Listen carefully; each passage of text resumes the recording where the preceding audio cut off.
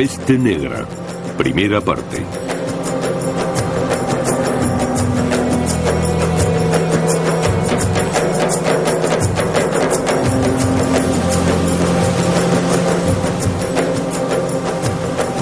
Los barcos provenían del Mar Negro. Habían estado navegando durante meses. Su carga era preciosa: sedas, especias, trigo y algodón de Oriente. Los marineros regresaban a casa.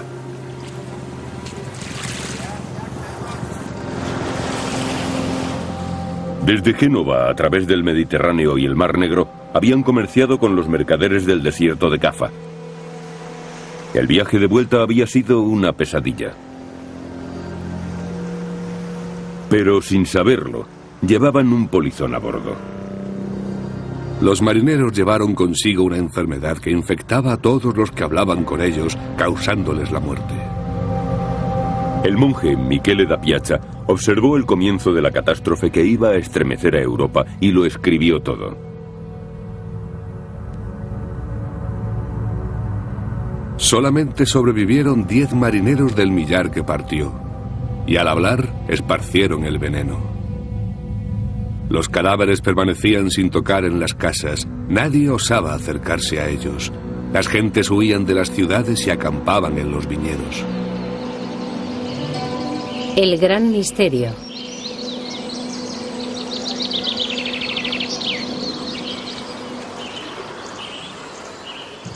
Poco después de que los marineros arribaran a Messina, en el sur de Italia, toda la ciudad había quedado desierta. Lo mismo ocurría en las demás ciudades de Europa. La gente moría o huía. Los muertos eran enterrados a capas en fosas comunes, si es que quedaba alguien para enterrarlos. Las campanas tañían en los funerales, pero al no prestar ayuda, dejaron de repicar. Flotaba un silencio opresivo.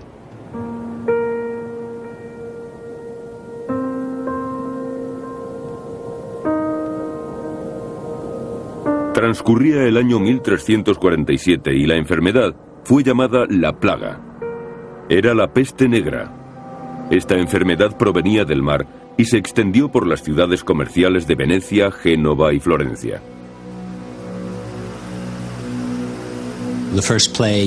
La primera plaga en lugares como Florencia puede que matara a 3/4 partes de la población, como mínimo la mitad.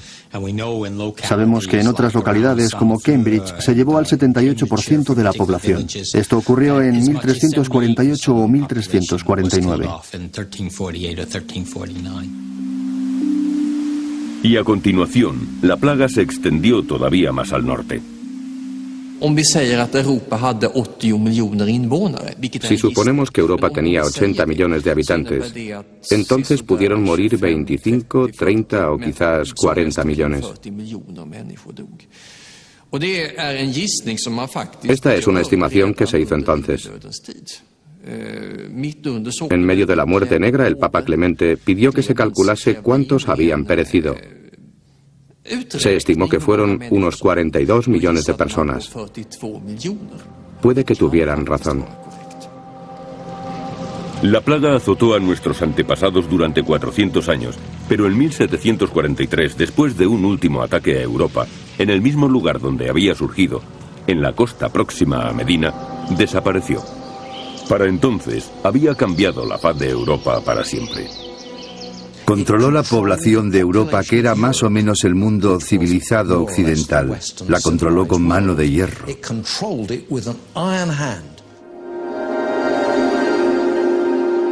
La plaga fue una catástrofe peor que la guerra. Ninguna de ellas había ocasionado tantas víctimas y dejado tan pocos supervivientes. La plaga sacudió la sociedad hasta la médula.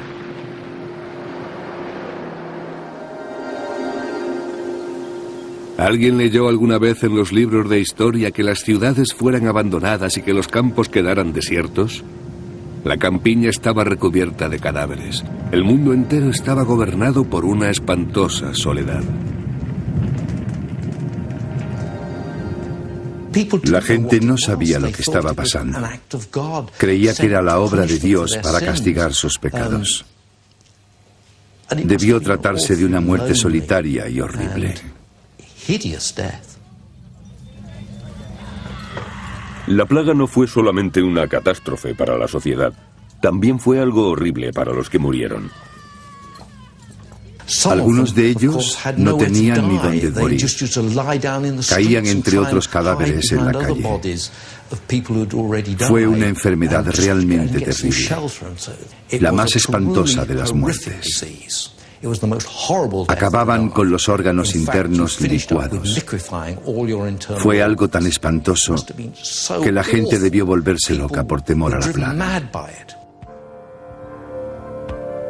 La peste negra sobrepasó cualquier catástrofe conocida. Durante los 400 años que azotó al continente, la enfermedad fue un misterio. Durante esos 400 años, los europeos exigieron una explicación. Debió afectar el pensamiento de las gentes. Debió forzarles a hacerse preguntas, a enojarse. ¿Qué está ocurriendo? ¿Qué pecado hemos cometido?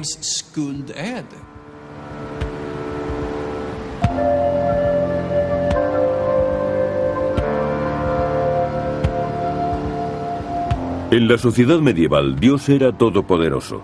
Y en Aviñón, durante las primeras oleadas de la peste, el Papa era el vicario de Dios. Y el Papa no tenía dudas de que era la voluntad de Dios. La humanidad debía ser castigada por sus pecados. Debían preguntarse si habían obrado bien. Muchas veces creían que habían pecado contra Dios. El Papa creó una oración especial para combatir la plaga.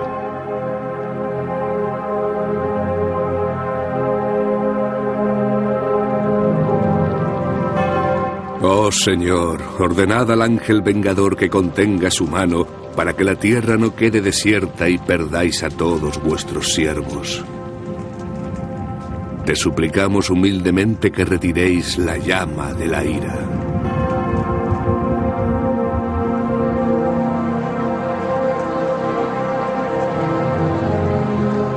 El Papa ordenó una serie de procesiones para suplicar a Dios. Los testigos manifiestan que miles de hombres y de mujeres participaron en ellas. Por todas partes, los duques y los caballeros ordenaron a las gentes que salieran en las procesiones. De esta forma, se declaró una especie de guerra santa contra la peste.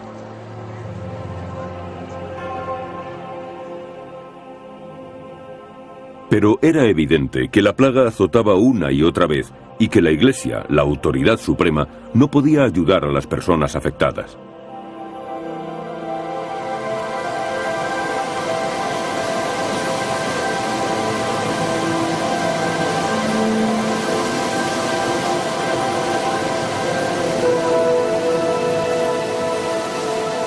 El poeta Petrarca, que vivía a las afueras de Aviñón, se quejó así ante Dios. Se oculta a nuestro entender por qué nuestro siglo ha merecido semejante castigo. La razón por la que tomasteis esa decisión no es accesible a la razón humana. Es un misterio. La necesidad de respuestas y de tratamientos creció. Muchos rechazaron a la Iglesia y fueron a consultar a los médicos.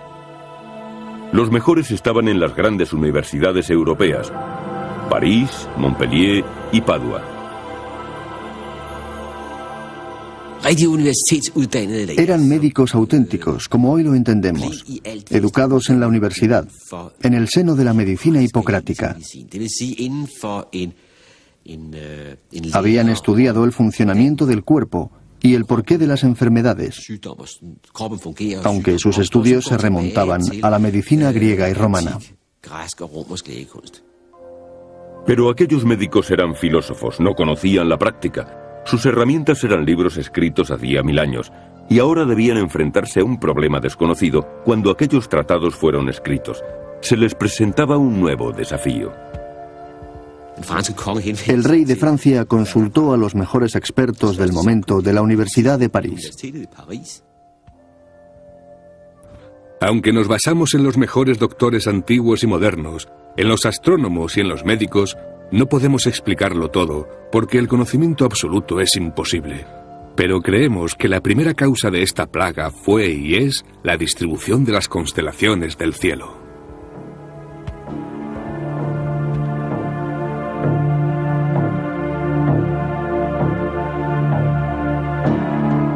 Los doctores estudiaron los movimientos de los planetas.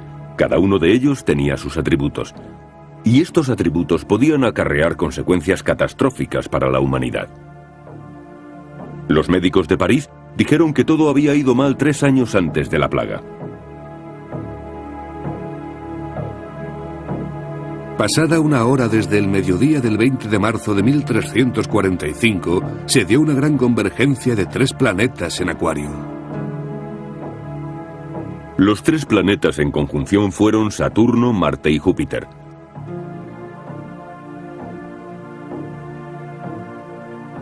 Saturno y Marte eran malvados y hostiles, y tanto Marte como Júpiter eran planetas calientes. Por eso hubo un exceso de calor y maldad que empeoró al coincidir los 3 en Acuario. La teoría del aire envenenado encajaba perfectamente con la de la ira de Dios, porque Dios había creado las estrellas. Eso no se hubiera aceptado en la actualidad, pero sí en el siglo XIV. No se podía actuar sobre los planetas, solo predecir la peste.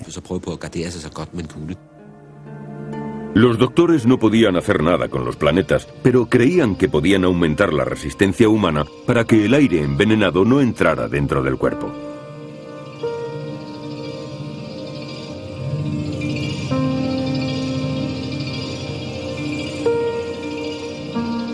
El hombre estaba constituido por 4 fluidos corporales o humores: la bilis negra y la amarilla, la sangre y la flema. Tanto por exceso como por escasez de uno de ellos, la salud sufriría un desequilibrio.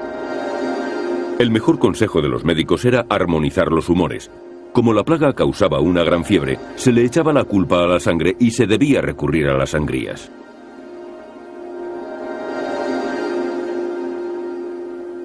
A aquellos que hayan sido infectados se les deberá practicar inmediatamente una sangría hasta que queden inconscientes. Una sangría inadecuada hace que el veneno actúe.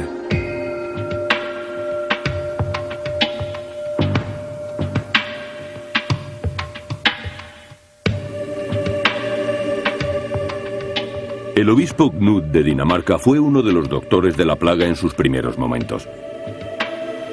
Escribió un libro para comunicar a los daneses lo que debían hacer. Les recomendaba que permanecieran fríos. Los más afectados son los que han practicado el sexo en exceso, tomado baños calientes o los que se han enfurecido mucho. La mayor parte de su libro trataba de cómo prevenir la infección, pero recomendaba un tratamiento. Para quemar los bultos, frotad con hojas viejas y mostaza molida. O bebed algarrobas, tomillo, plátano y harina de trigo mezclada con leche materna. Los síntomas eran muchos: piel descolorida, dolores de cabeza y bultos grandes en las ingles, detrás de las orejas y en las axilas. Los barberos hacían las sangrías y cortaban los bultos, ya que estaban acostumbrados al uso de la navaja. Los médicos eran un grupo de gran riesgo, ya que trataban a las víctimas de la plaga, y muchos se infectaban y morían. Morían más médicos y clérigos que otras personas, debido al contacto con los enfermos.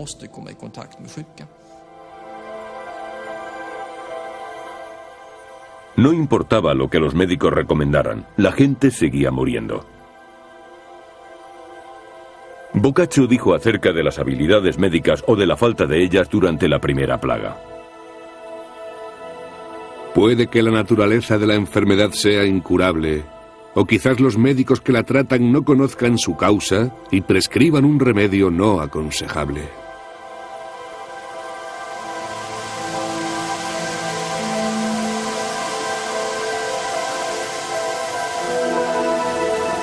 Conforme el tiempo pasaba, la peste hacía estragos. La gente acabó perdiendo la fe en la iglesia y en la medicina. Se necesitaba alguien que pensara de forma diferente en términos prácticos.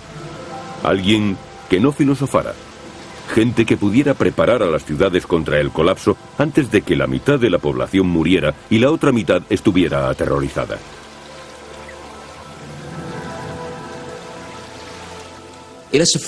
Poco a poco trataron de crear un aparato administrativo que pudiera combatir la enfermedad. En Venecia se creó una comisión de salud y en los archivos se conservan los documentos oficiales que resumen sus trabajos. Estos documentos son el resultado de 400 años de trabajo contra la plaga, leyes avanzadas y controles muy elaborados.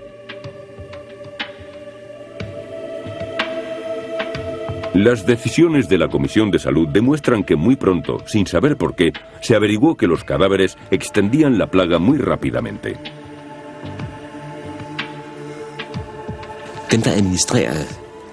Los que administraban la ley actuaban bajo una suposición, que la enfermedad era contagiosa. Sin embargo, la medicina de entonces no podía explicar por qué había enfermedades contagiosas. Por eso se trabajaba de forma muy empírica. Eso condujo a que en muchos lugares de Europa se enfrentaran las autoridades sanitarias con los médicos profesionales.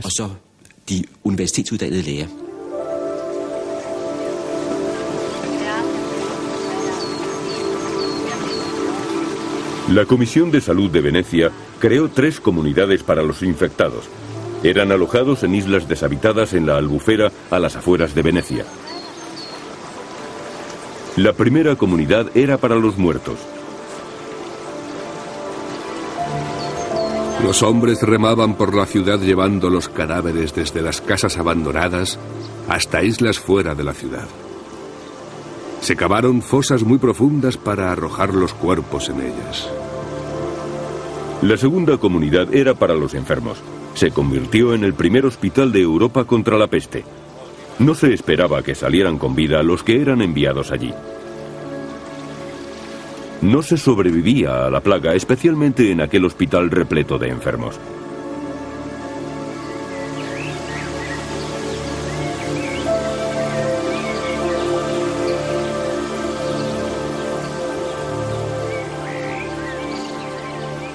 La Comisión de Salud de Venecia fue pionera en la lucha contra la plaga y además inventó la cuarentena.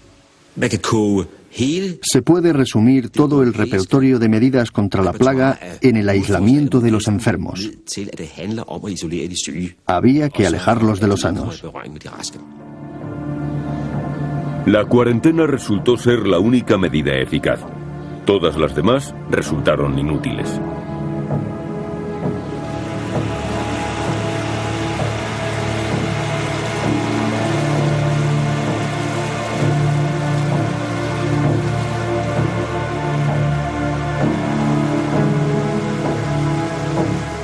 El Lazareto Nuovo se convirtió en la primera institución de cuarentena de Europa. El Comité de Salud había comprobado que la peste llegaba en los barcos mercantes. Los marineros extranjeros eran confinados y vigilados aquí por guardias armados. Si tan solo un tripulante caía enfermo, toda la tripulación era mandada al hospital de la plaga.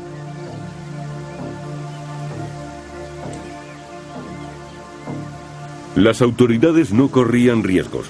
Todo lo extranjero era sospechoso.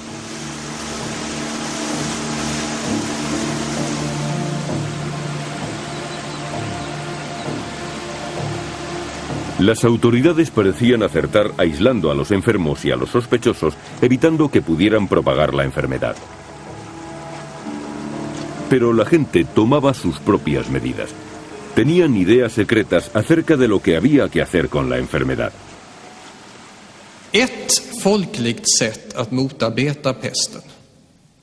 La forma con la que la gente luchaba contra esta enfermedad y otras era suponer que todos los desconocidos, personas o animales, estaban enfermos de peste e iban de ciudad en ciudad, aumentando el número de contagiados.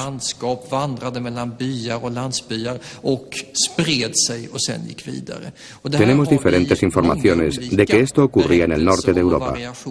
Hay muchas historias de esta clase en Suecia, Dinamarca y Finlandia.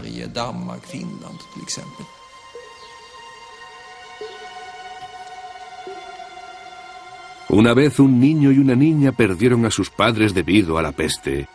Iban de granja en granja pidiendo de comer. Un día, los campesinos les dieron comida y les dijeron que fueran a tomarla en una zanja que acababan de cavar. Sin sospechar nada, fueron allí a comer. A continuación, los campesinos empezaron a rellenar la zanja mientras el niño les gritaba: ¿por qué echáis tierra a mi comida? No podíamos creerlo cuando lo leímos por primera vez. Nos parecía que eran cuentos imaginarios.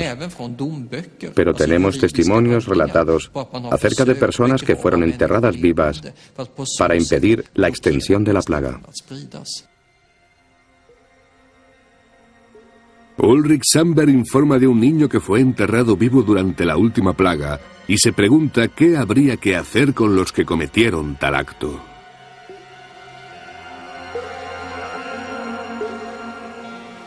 La historia nos parece hoy increíble, pero no entonces, cuando los enterramientos en vida eran la pena de muerte. 1 de junio de 1499. Se juzgaba a una sirvienta, Gunilda. Había admitido que había robado a un campesino y no negó que también había quemado su granja. Además, afirmaba que en caso de quedar libre, quemaría la ciudad de Visby. Así que fue enterrada viva. Descanse en paz.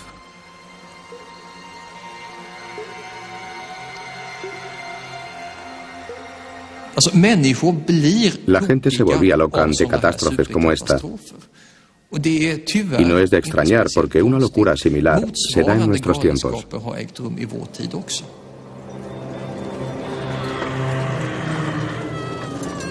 La locura continuó durante los 400 años que duró la peste negra. Sin embargo, mejoraron las condiciones gracias a la cuarentena. Pero nadie supo a qué se debía la plaga o de dónde procedía. Al final, acabó extinguiéndose.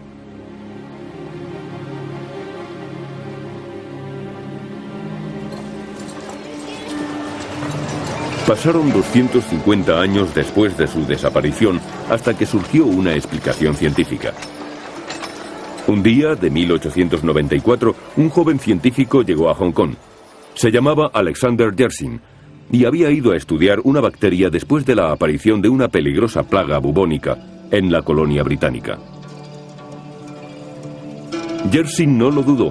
Había encontrado la bacteria que causó la peste negra. Escribió de manera entusiasta a su madre y su descubrimiento fue publicado en una revista científica.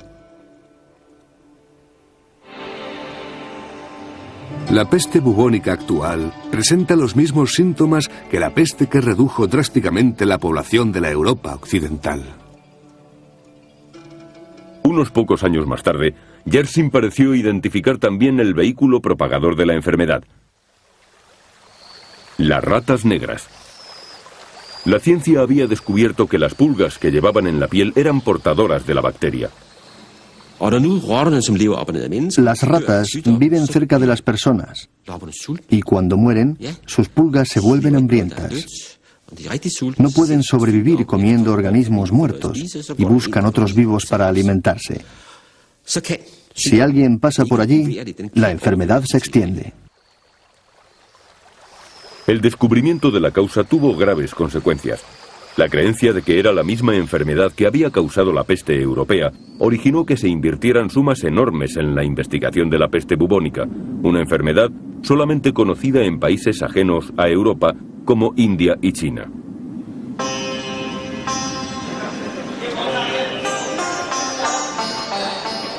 Pero ¿es correcta esta comparación entre la peste bubónica de India y China con la peste europea?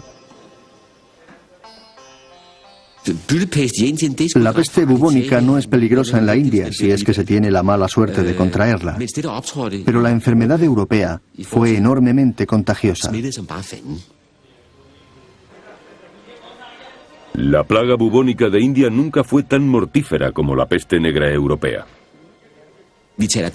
La mortandad europea osciló entre el 10 y el 60 o 70%.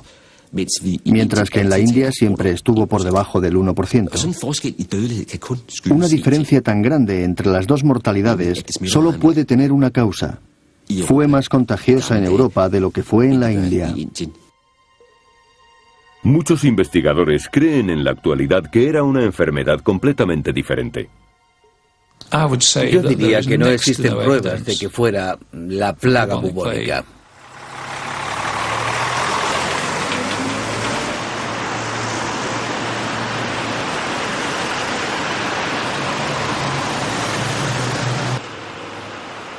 Graham Twigg es biólogo y zoólogo, anterior profesor de una universidad londinense. Está retirado en la actualidad, aunque sigue visitando su antiguo centro de trabajo.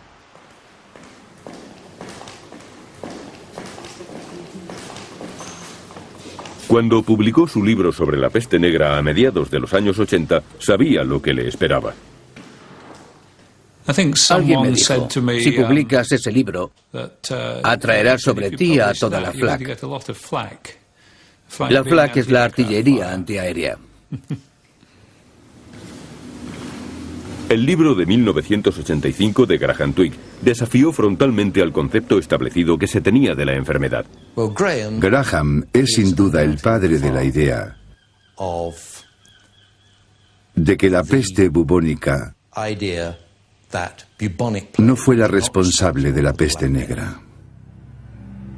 El libro refutaba la idea de que la enfermedad había sido extendida por las ratas negras.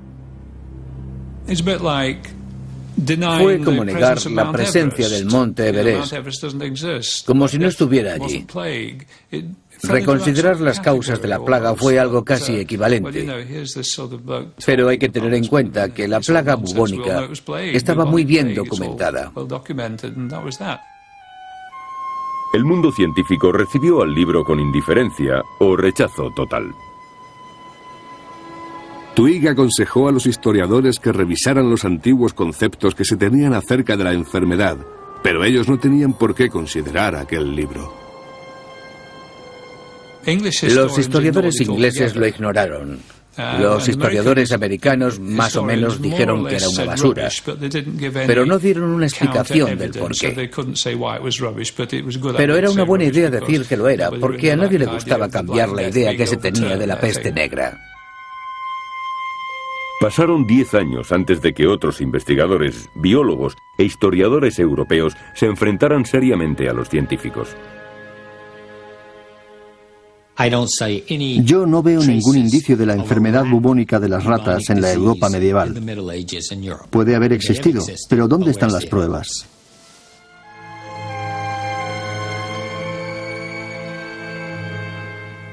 Samuel Cohn ha leído más de 40.000 documentos de archivos europeos, estadísticas, crónicas, testamentos, diarios y otros escritos medievales.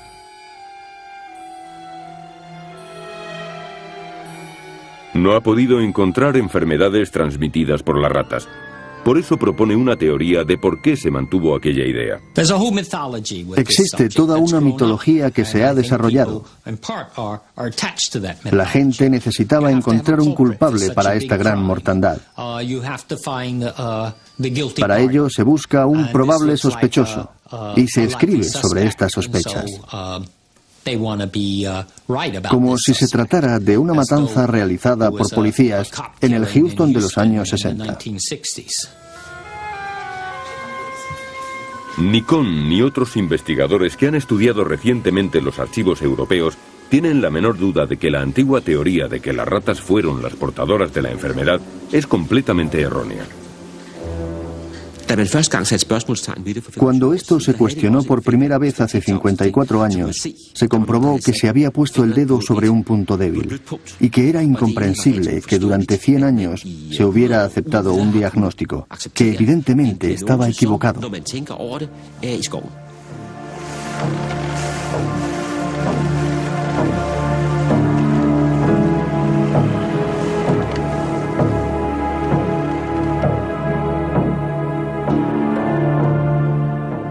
Había sido un síntoma en particular el que hizo que la ciencia ligara la enfermedad de India y China con la peste. El bubón, una hinchazón. Los testimonios medievales asocian con frecuencia los bubones con la enfermedad. Los cuadros de San Roque, patrón de la enfermedad, le mostraban con un bubón en el muslo. Parecían los bubones de la moderna peste bubónica.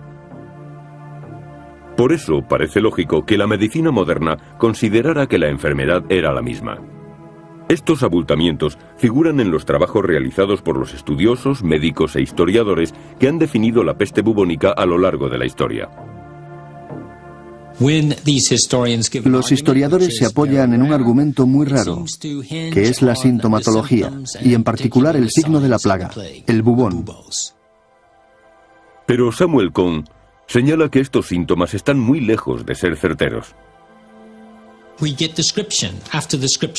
A lo largo de todo el siglo XVII encontramos descripciones y descripciones, desde Boccaccio hasta Michele da Piazza, pasando por cronistas como Giovanni Moraldi, que dicen que no solamente aparece un bubón, sino que se extiende por todo el cuerpo y que la forma más mortífera de la peste son las pústulas que aparecen por todas partes, cubriendo el cuerpo.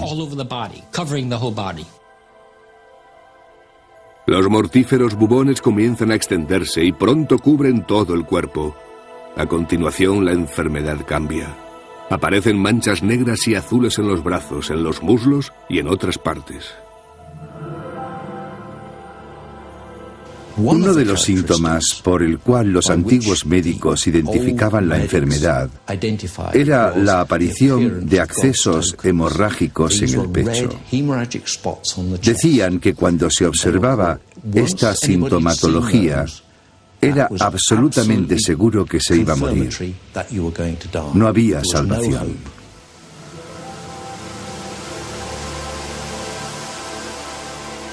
La plaga bubónica en India y China a finales del siglo XIX ha sido una de las mejores estudiadas por la medicina. Por eso estamos seguros de que las diferencias con los síntomas de la enfermedad medieval son muy claros.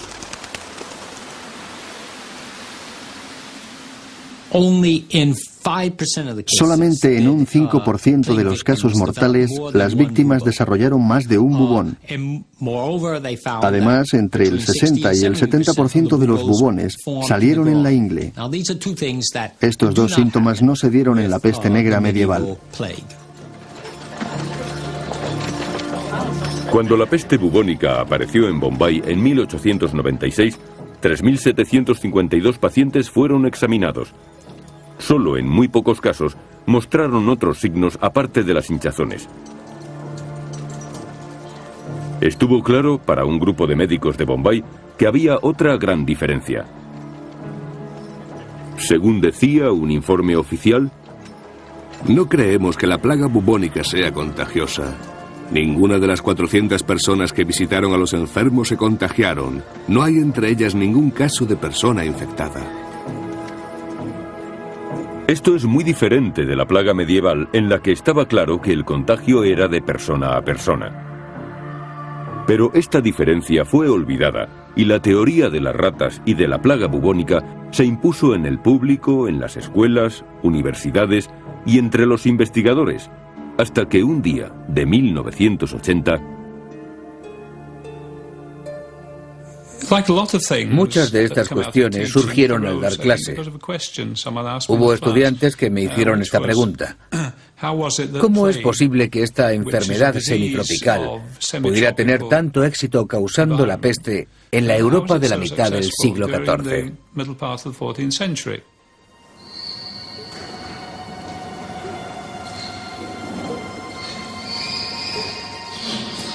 La respuesta que Graham Twigg le dio a este estudiante fue muy inquietante. Había algo que no casaba. La mayoría de las pruebas apuntan hacia el hecho de que esta pequeña rata no era muy abundante en los campos de Bretaña, Francia, Alemania, Dinamarca y otros países. Era muy improbable. La rata negra no hubiera podido sobrevivir en grandes extensiones de Europa y no existía un número suficiente para desencadenar la epidemia. Para que se pueda desencadenar una epidemia como la de la peste negra, no solamente unos pocos casos, sino una auténtica epidemia, se necesita una temperatura de más de 20 grados centígrados durante varios meses. No creo que eso ocurriera en el norte de Europa.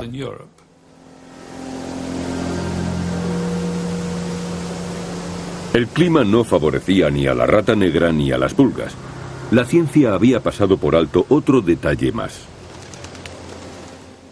Ocurrió en el periodo más frío, en el momento más frío del último millar de años. Cuando la plaga se estableció, Europa estaba en medio de la llamada pequeña edad del hielo. Los ríos estaban helados. El clima hacía que fuera imposible que las ratas negras sobrevivieran. En el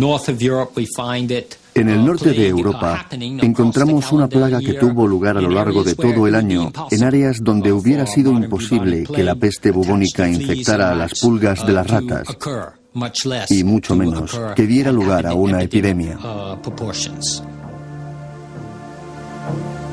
Cuando el libro de Twigg apareció a mediados de los años 80, hubo una buena razón para revisar lo sucedido. Pero este no fue el caso.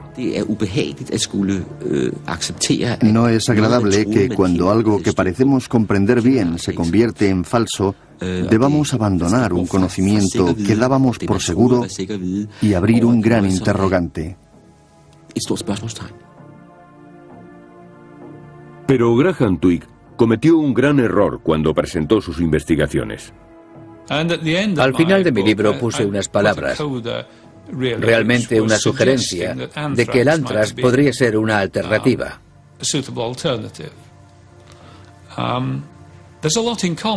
Hay muchos parecidos entre el antrax y la peste.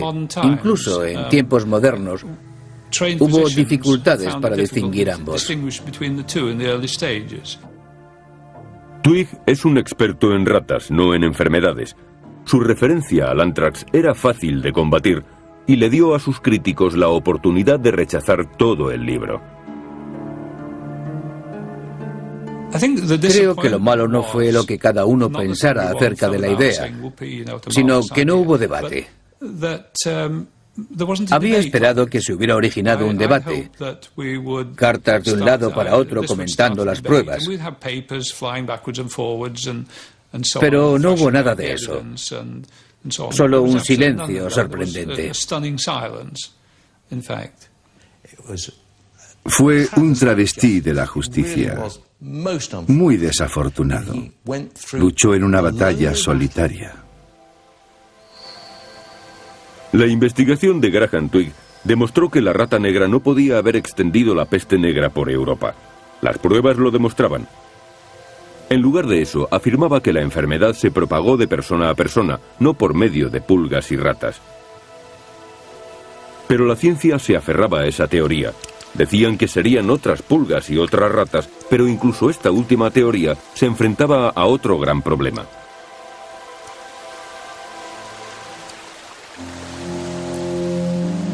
La velocidad de propagación de la plaga. La peste fue un ataque por sorpresa en Europa. Solo le llevó 3 años pasar desde el sur hasta el norte, una velocidad colosal. La forma más certera de explicarlo es suponer que la gente la propagaba, que se pasaba de persona a persona.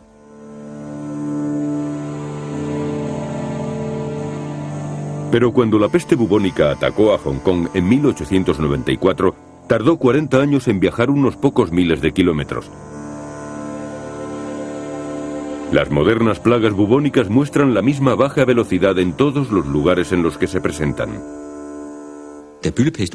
La plaga bubónica de África se desplazó a 20 kilómetros por año. La muerte negra lo hacía entre 2 y 8 kilómetros por día. Las características importantes de la peste, la velocidad y el modelo de actuación no señalan a las ratas. Además, las últimas investigaciones se basan en un hecho clave.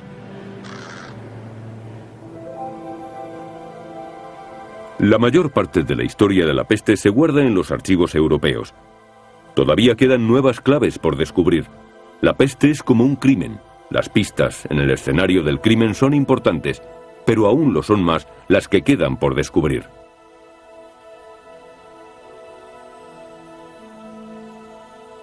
Veamos, pues, cómo se propaga una plaga moderna. Se extiende por medio de bacterias que viven de los roedores salvajes.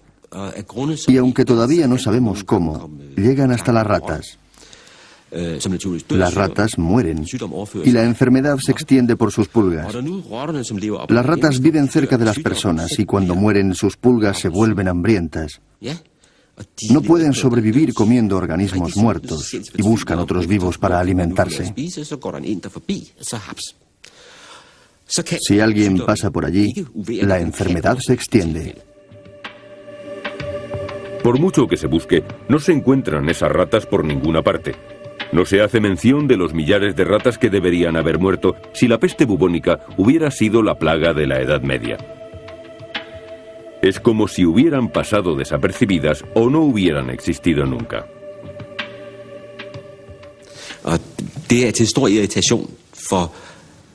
El argumento principal que irrita tanto a los historiadores que defienden la teoría de la plaga bubónica es que no hay relatos de ratas muertas.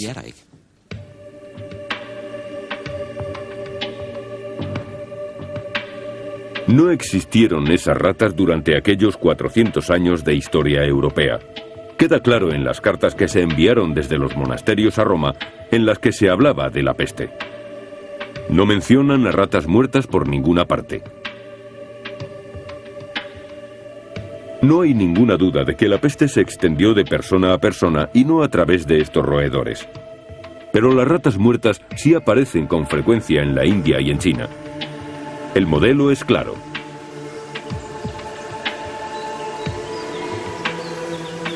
Antes de que la enfermedad ataque a las personas, aparecen ratas muertas a centenares de millares. El modelo es tan evidente que la gente ha aprendido a reaccionar. Las ratas son un aviso. La gente huye a los buques para evitar la infección. Podríamos preguntarnos si la peste bubónica se podría extender sin la ayuda de muchas ratas. Es fundamental para la epidemia bubónica que la epidemia de las ratas y su posterior muerte preceda a la humana.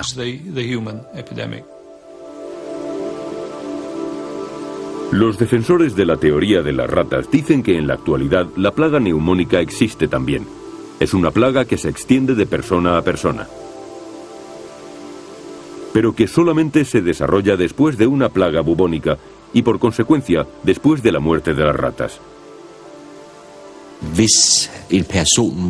Si una persona que sufre la peste bubónica desarrolla una plaga por medio de una infección pulmonar, entonces el contagio se producirá mediante líquidos. Por lo tanto, será extremadamente mortal y muy infecciosa. Pero aunque es una de las enfermedades más infecciosas que se conocen, es muy breve, porque se muere 48 horas después de haberla contraído. Una extraña plaga de neumonía azotó a Manchuria en 1921. Pero aquí la mortalidad fue pequeña también. La plaga no llegó muy lejos. Los investigadores han descubierto nuevas formas de resolver el rompecabezas de la plaga. Han examinado el ADN de los dientes de las víctimas sepultadas. Tratan de encontrar bacterias. Un grupo de investigadores franceses cree haber descubierto una de las claves.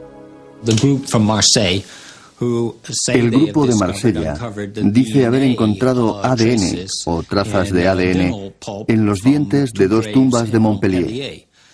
Pero este descubrimiento no ha sido confirmado por ningún científico de ninguna otra parte de Europa.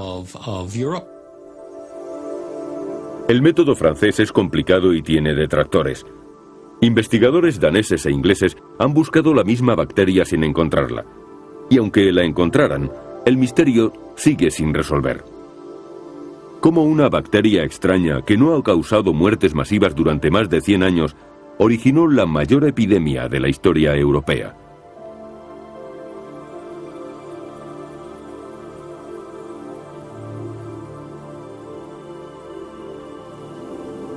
El biólogo Graham Twigg fue uno de los primeros en encontrar la respuesta. Era sencilla y lógica. No fue una bacteria lo que mató a tanta gente. Y ahora, 50 años más tarde, otros biólogos han llegado a la misma conclusión. Hace unos 10 años, Susan Scott estaba realizando unos estudios demográficos en Penrith, una pequeña ciudad del noroeste de Inglaterra. En 1597-1598, los habitantes sufrieron una plaga que está muy bien documentada. Es obvio que para mí, como zoólogo, no era una plaga bubónica, algo que todos creyeron en su momento. Es obvio, a todas luces, que la biología y los detalles de la plaga no encajaban con los de una plaga bubónica. Christopher Duncan hizo el descubrimiento cuando, con su colega Susan Scott, estudiaron los registros de iglesias de una serie de parroquias inglesas azotadas por la plaga. Cuando se estudia esas maravillosas fuentes, se puede seguir muy bien la epidemia, en particular su primera parte. Se puede observar la primera persona que muere en la comunidad y a continuación a la siguiente. Cuando se observa esta cadena de gente en conjunto, se puede ver cómo la infección pasó de la primera persona infectada a la primera familia, después a la siguiente familia y así sucesivamente. Con tiempo surge un modelo de comportamiento y ese modelo indica el paso de un largo periodo desde la infección hasta la muerte. Transcurren 37 días. Una vez observado este ciclo, se observa el mismo en todas las personas objeto del estudio. Fue una enfermedad infecciosa pasada de persona a persona, sin nada que ver con ratas ni pulgas. Fue solamente eso, una enfermedad infecciosa. Esta revisión sistemática de los registros ingleses de iglesia condujo a una nueva y decisiva teoría acerca de la naturaleza de la enfermedad. Pudimos determinar que el periodo de incubación era un tiempo largo, más de 35 días. Después de trabajar con los datos, llegamos a la conclusión de que era un periodo de 37 días, desde la infección hasta la muerte. Susan Scott y Christopher Duncan explicaron a continuación cómo la plaga se pudo extender tan rápidamente. El largo periodo de incubación entre la infección y la manifestación de la enfermedad fue decisivo. Esta enfermedad es una enfermedad única. Su periodo de 37 días se compone de unos 10 o 12 días de latencia. Durante ellos, la persona desarrolla la enfermedad y no infecta todavía. A continuación, le sigue un periodo de 20 a 22 días, un periodo infeccioso, pero un periodo infeccioso muy largo. Después, pasan unos 5 días en los que los síntomas aparecen y el paciente muere. Para las demás personas, la enfermedad dura solamente 5 días. Pero la persona ya estaba infectada unas 3 semanas antes. En los días en que el transporte era muy primitivo, para que la enfermedad se extendiera a una cierta distancia, se necesitaba un tiempo largo para que llegara hasta el pueblo o ciudad siguientes. Esta fue el arma secreta de las plagas, el largo periodo de tiempo transcurrido entre la infección y la aparición de los síntomas. Entre tanto, había mucho tiempo para que la gente contagiara a otros y se moviera por su entorno y llevara la infección más lejos.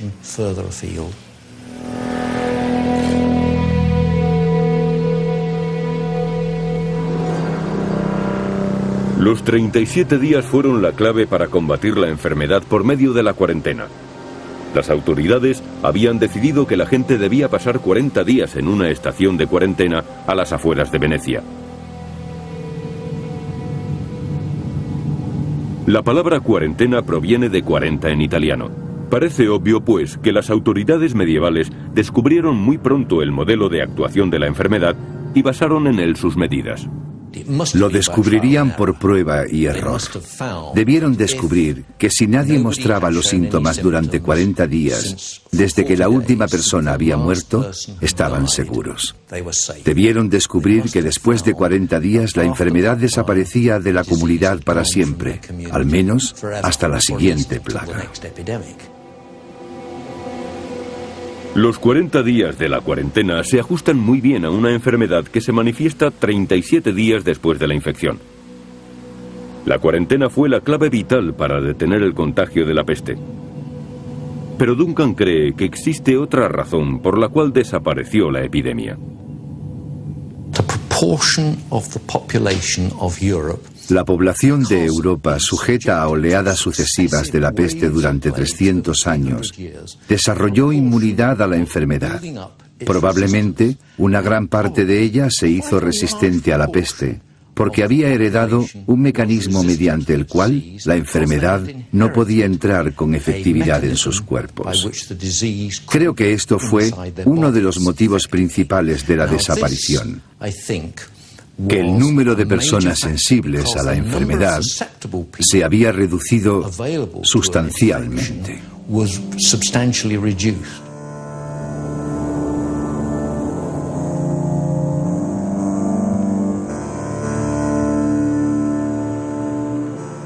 Las fuentes documentales de aquella época nos hablan también de que existían indicios de que la resistencia era creciente entre la población.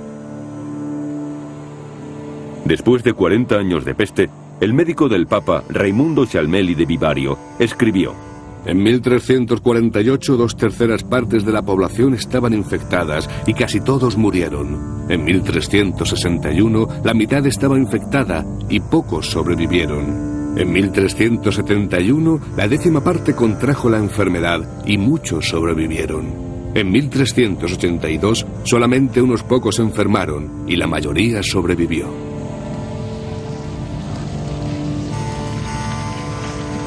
Las últimas investigaciones ofrecen una nueva visión de la naturaleza de la enfermedad que mató a millones de europeos. Estas investigaciones apoyan al hombre que por primera vez cuestionó la causa de la epidemia.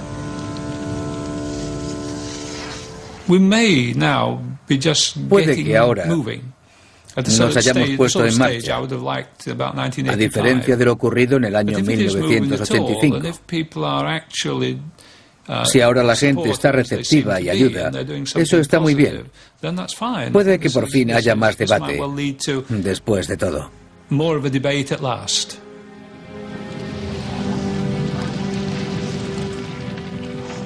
Si los investigadores, 350 años después de la desaparición de la enfermedad, siguen tratando de resolver el misterio, se debe en parte a que la catástrofe cambió a Europa para siempre.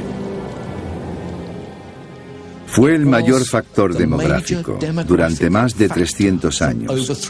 Controló la población de Europa, que era más o menos el mundo civilizado occidental con mano de hierro. Tan pronto como la población iniciaba una recuperación, había gente suficiente para otra epidemia. De esa manera, Europa solamente pudo crecer muy lentamente.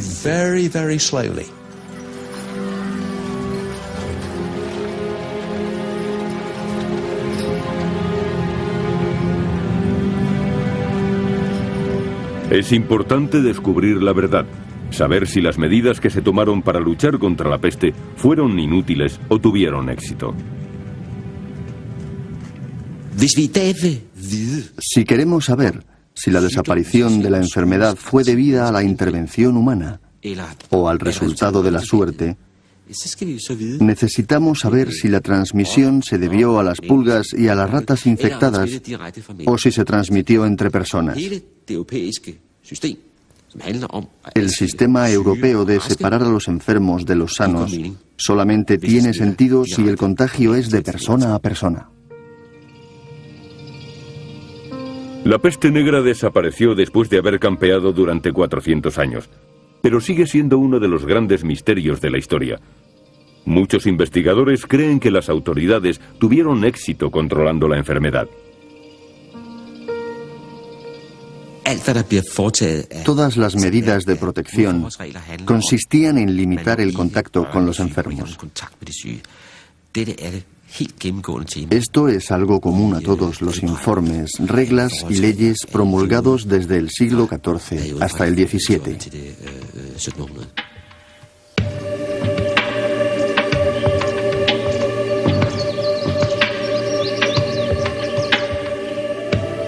Este muro, situado en el sur de Francia, podría ser una buena indicación de que la enfermedad se propagaba entre personas y de que se trasladaba con los movimientos de las gentes. Fue construido durante una epidemia en 1721. Los que lo construyeron comprobaron que sus esfuerzos rendían frutos. Al final, la plaga no se extendió más allá del norte de Provenza.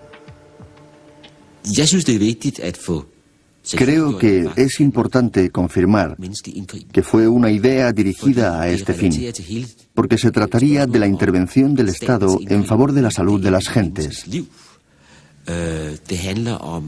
Por eso hemos acuñado la expresión salud pública, por la cual debemos obedecer reglas comunes que limitan nuestro comportamiento. La peste negra cambió Europa al obligarla a luchar contra ella e impedir el desastre. Un ejemplo, el muro de la plaga. Quizá esa eficacia al actuar fue la que hizo que la peste desapareciera. No se conoce con certeza la naturaleza de la enfermedad o de dónde provenía. Pero a Christopher Duncan le encanta exponer su opinión. Yo creo que fue una enfermedad emergente que se originó entre los mamíferos africanos y que después pasó a los seres humanos y se convirtió directamente en una enfermedad contagiosa. La mayoría de las terribles enfermedades, como el ébola, gripe, etc., se originaron de esta manera. Las llamamos zoonosis. Creo que se originó así, probablemente en el Valle del Rift, cerca de Etiopía. Luego viajó por el Nilo y se transmitió al principio en barco, a través del Mediterráneo, como la muerte negra, desde el Levante, Alejandría, Egipto, hasta Mesina, para extenderse por toda Europa.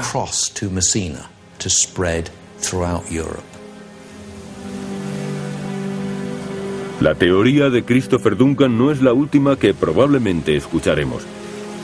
Otros investigadores apuntan que pudo haber varias enfermedades que azotaron Europa durante los 400 años de la peste.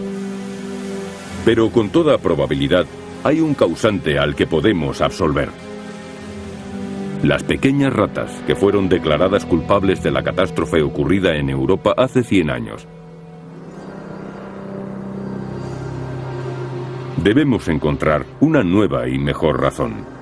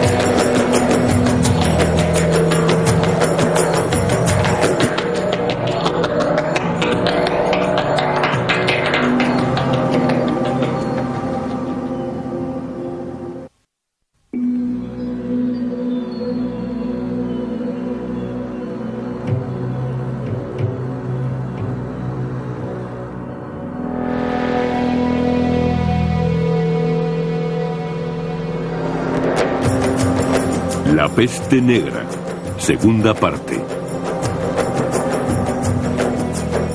Hubo una vez una plaga en Europa, una enfermedad incurable que transformó ciudad tras ciudad, desde el sur hasta el norte, en una inmensa tumba. Nunca antes habían muerto tantas personas en tan poco tiempo. Fue un duro golpe para las personas. Murió del 50 al 60% de la población. Fue un golpe tan duro entonces como lo hubiera sido en la actualidad. La peste negra se ensañó con una Europa indefensa. Llegó por primera vez en 1347. Pero volvió intermitentemente durante 400 años. Nadie estaba seguro. No se sabía cuándo regresaría.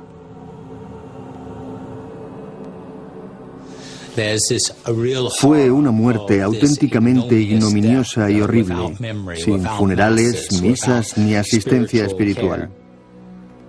Esta muerte en masa estremeció los cimientos de Europa, cambió por completo a la sociedad medieval y contribuyó a que cambiara también la actitud de las gentes ante la vida.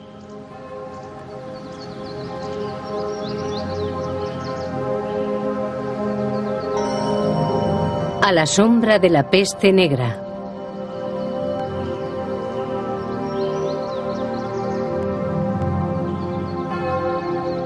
La peste se había enseñoreado de una sociedad en la que la Iglesia y el Papa eran omnipotentes. La Iglesia poseía las respuestas a las preguntas más importantes.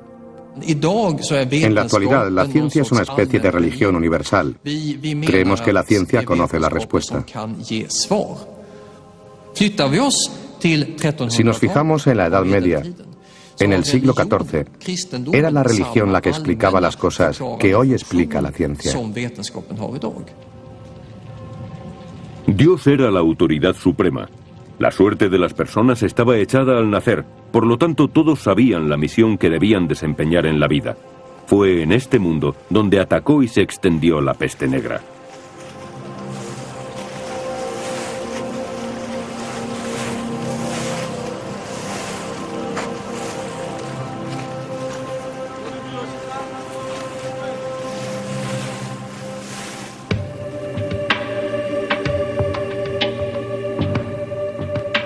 Venecia posee uno de los mayores archivos mundiales.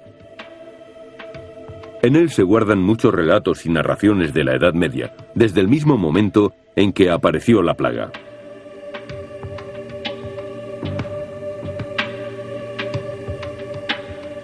En marzo de 1348, la peste alcanzó a Venecia, que estaba densamente poblada.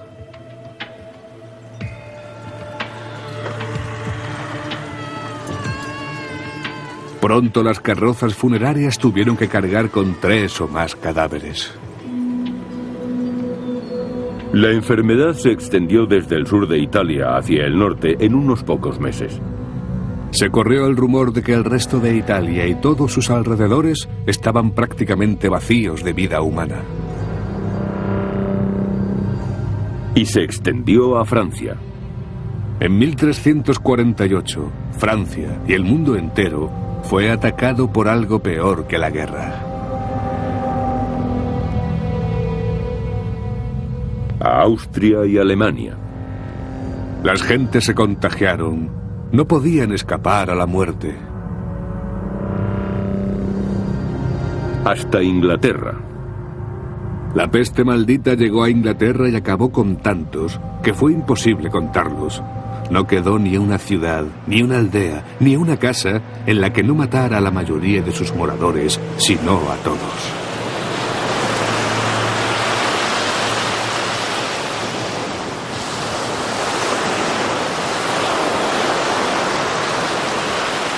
No se sabía por dónde iba a aparecer la peste y por dónde no. Azotaba a todas las regiones, especialmente las grandes ciudades, pero también a lugares aislados. Tal como aquí en el norte de Europa, en la costa del Mar del Norte. En tan solo 3 años la enfermedad se había extendido por todo el occidente. Era extraordinariamente rápida, considerando que los medios de transporte más veloces eran los barcos o los caballos. Entró por las ciudades portuarias del mar Mediterráneo, en su expansión por toda Europa, por medio de las vías de comunicación y de transportes. No hubo lugar que resultara menos afectado que otro. Llegó a todas partes.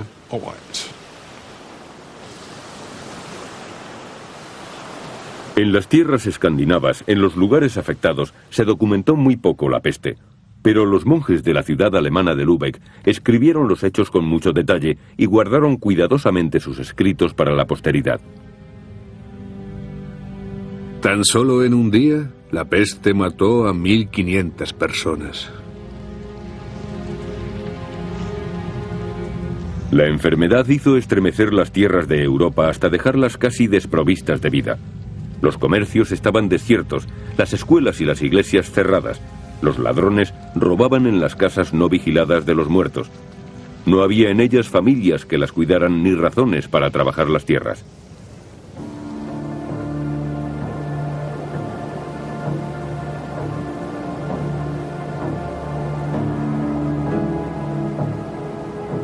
Los muertos dejaron los campos sin cultivar y las autoridades no podían recaudar los impuestos.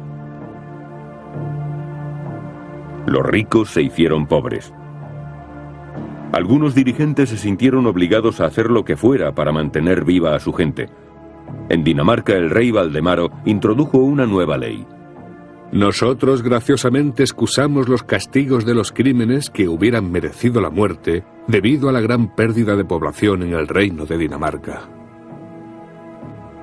Valdemaro abolió la pena de muerte. La población había disminuido tanto que no tenía sentido matar a nadie.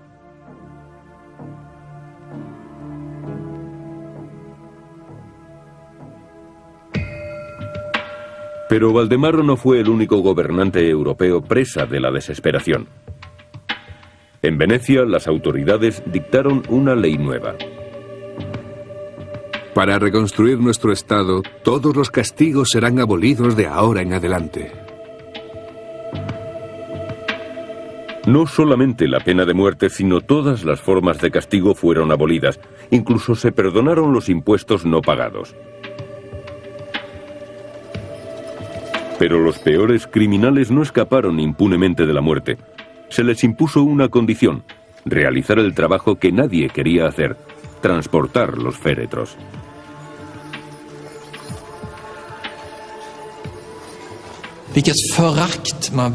Los sepultureros y los que ganaban dinero con los entierros eran despreciados por la población. De Florencia nos llegaron noticias de que las personas más humildes de la ciudad trabajaban como sepultureros y hacían fortunas con la desgracia ajena. Siempre había una pequeña posibilidad de sobrevivir comparada con la pena de muerte. Y en los bolsillos de los muertos había dinero. Nadie osaba tocarlo más que los que llevaban los féretros y los sepultureros. La muerte de los sepultureros era descrita con maliciosa satisfacción porque habían vivido gracias a la tragedia de los demás. El número de cadáveres era abrumador. No había lugar para ellos en la tierra. Ni siquiera había madera suficiente para que cada uno tuviera su ataúd. Marchione di Copo Stefani, un cronista florentino, escribió que durante el día y la noche los sepultureros arrojaban los cadáveres en fosas comunes masivas y los cubrían con una capa de tierra. A continuación, otra capa de cadáveres y otra de tierra. Cuerpos, tierra y después, como si hubiera hecho una lasaña, decían: queso, pasta, queso, pasta. Una comparación horrorosa y macabra, pero era su forma de mantenerse cuerdos ante aquella locura.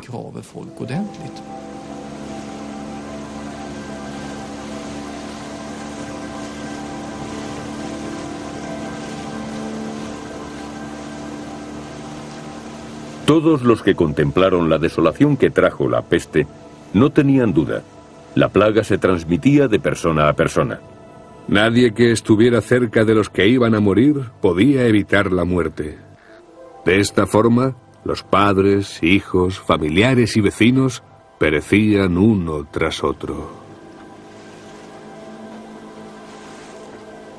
La explicación oficial ante tal mortandad no fue la de ser una enfermedad contagiosa, sino la voluntad divina. La ciencia médica de la época no podía determinar por qué una enfermedad era contagiosa. Pero extraoficialmente los testigos presenciales y las autoridades sanitarias no albergaban dudas. La conclusión unánime de las autoridades sanitarias era que se trataba de una enfermedad contagiosa. Se transmitía o por contacto directo con el enfermo o por tocar sus posesiones, especialmente sus vestimentas y ropa de cama.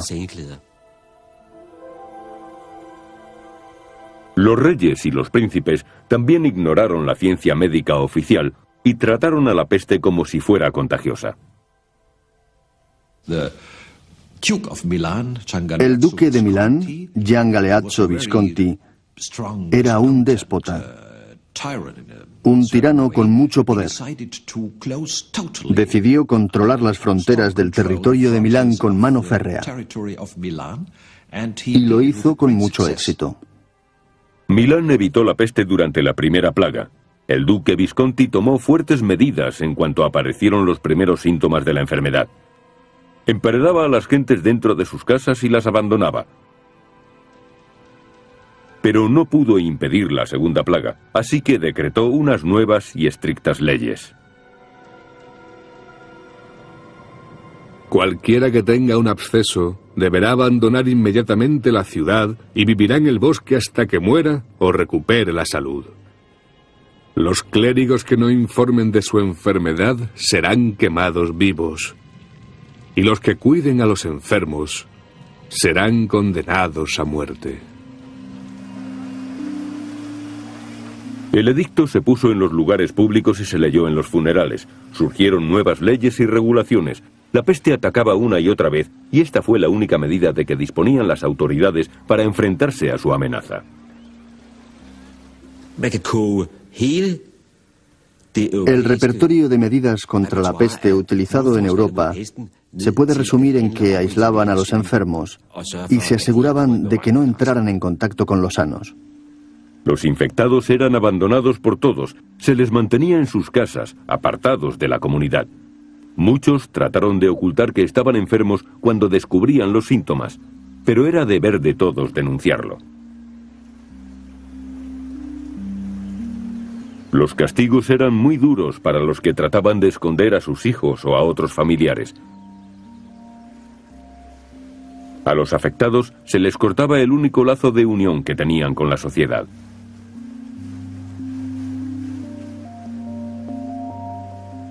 Echan en la fosa a la gente a todas horas del día. No hay oraciones en el entierro. ¡Qué visión tan terrible! ¿Quién no se estremecería ante ella? Pero nuestros corazones se han endurecido, ahora que no confiamos ya en el futuro.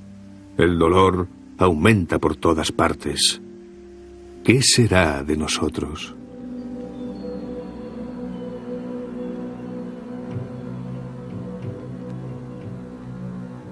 Europa estaba paralizada. Millones de personas permanecían aterrorizadas. Otras tantas huían. La gran mayoría se rendía ante los hechos y aguardaba la muerte. Pero algunos trataron de huir hacia adelante. Después de la peste, Boccaccio, escritor florentino, escribió una de las más famosas novelas que tratan sobre personas afectadas por la peste. Su Decamerón comienza en un altar en la iglesia de Santa María Novella. Allí, 10 ciudadanos ricos y de buena posición se reúnen. Tendrían entre 18 y 28 años, inteligentes, nobles y agraciados. El mayor de todos habló y dijo: lo mejor que se puede hacer es huir a una de nuestras fincas en el campo. Al día siguiente, al alba, abandonaron la ciudad.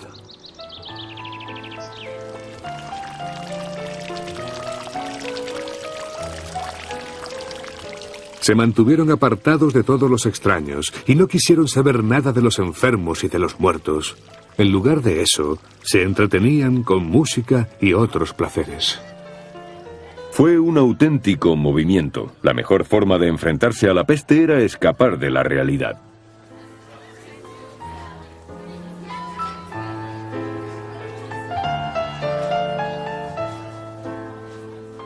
Algunos creen que se puede escapar de este terrible mal por medio de la bebida, gozando de la vida todo lo posible, cantando y en fiestas sin término, satisfaciendo los deseos carnales, como si todo fuera una gran farsa.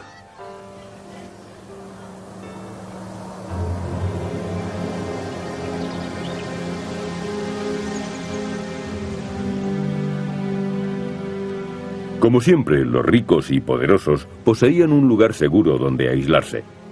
El Papa tenía muchas propiedades en Aviñón donde podía refugiarse. Se sabe que durante la primera plaga pasó el tiempo cazando, pescando y escuchando música en lugar de dedicarse al espíritu. Se refugió en su castillo de la montaña cuando la peste se apoderó de Aviñón. Pero la mayoría de las gentes no tenía dónde escapar, sencillamente huían a ciegas. El miedo a contagiarse les hacía abandonar a sus seres queridos.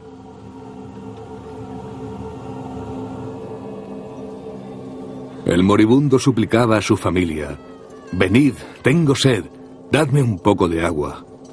todavía estoy vivo. No temáis, quizás no muera. Ayudadme, sostened mi cuerpo enfermo. Los niños sollozaban. ¿Por qué me abandonas, padre? ¿Olvidas que soy tu hijo? ¿Dónde estás, madre?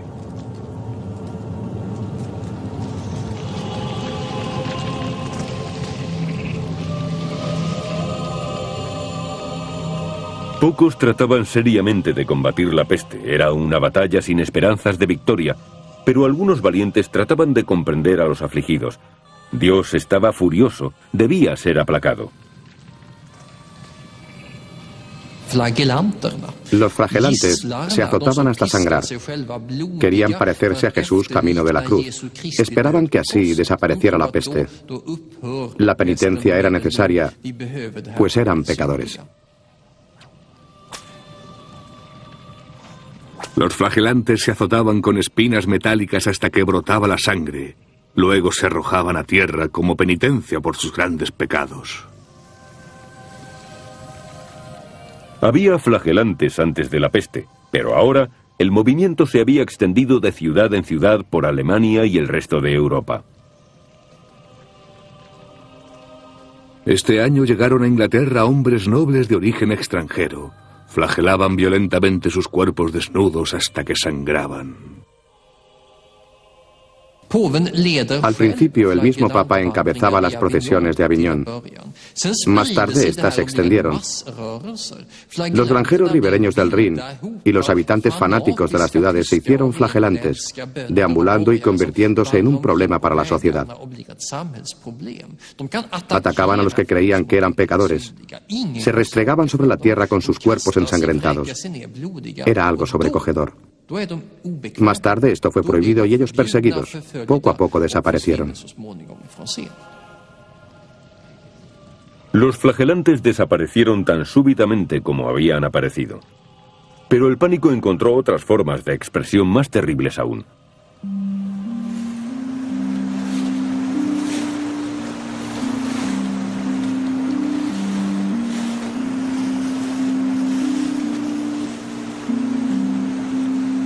La población de las grandes ciudades estaba en guardia. La idea de que Dios castigaba a los pecadores no era aceptada universalmente. La gente encontró una explicación muy adecuada a la época. La plaga era un envenenamiento a escala masiva. Los judíos trataban de eliminar a la población cristiana. Y para conseguirlo, envenenaron el agua de las grandes ciudades de Europa.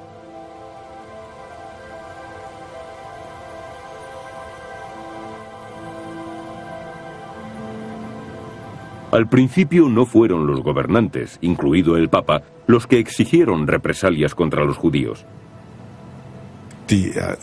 La gente estaba exigiendo que se hiciera algo contra todo aquel que estuviera esparciendo veneno para intentar eliminar a toda la población que era cristiana.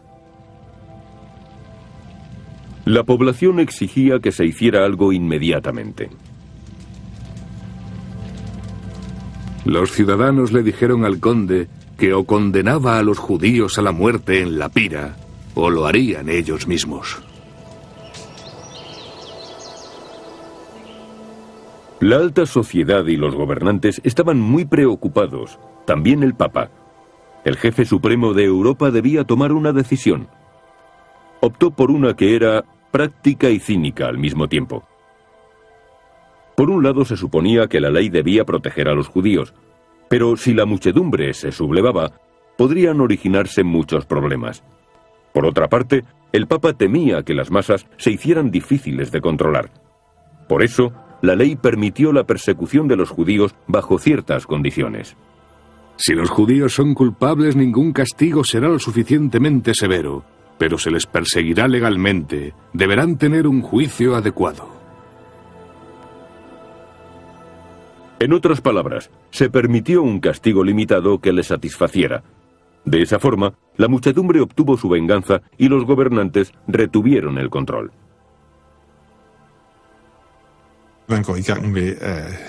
Se utilizó la tortura para obligar a los judíos a confesar que habían sido ellos, mandados por otros judíos, los causantes de la plaga, que era una conspiración para eliminar a la cristiandad y habían recibido instrucciones de envenenar las aguas. Se hicieron circular copias de falsas confesiones. Estas se usaron como prueba de que fueron los judíos los que iniciaron la peste negra. Se les torturó en toda Europa, al igual que aquí en el castillo de Shilón, donde fueron encarcelados en las mazmorras. Los judíos eran exhibidos en la ciudad por una multitud enfurecida que los confinaba en casas de madera sin ventanas dentro de cementerios judíos. Posteriormente, las casas eran incendiadas. Los que trataban de escapar eran apaleados hasta morir. Estos documentos prueban que algunos judíos escogieron otro camino. Fueron hacia la muerte voluntariamente, como mártires, después de que los cristianos hubieran cavado sus tumbas y rellenado con leños en llamas. El resultado fue un holocausto de los judíos en Europa.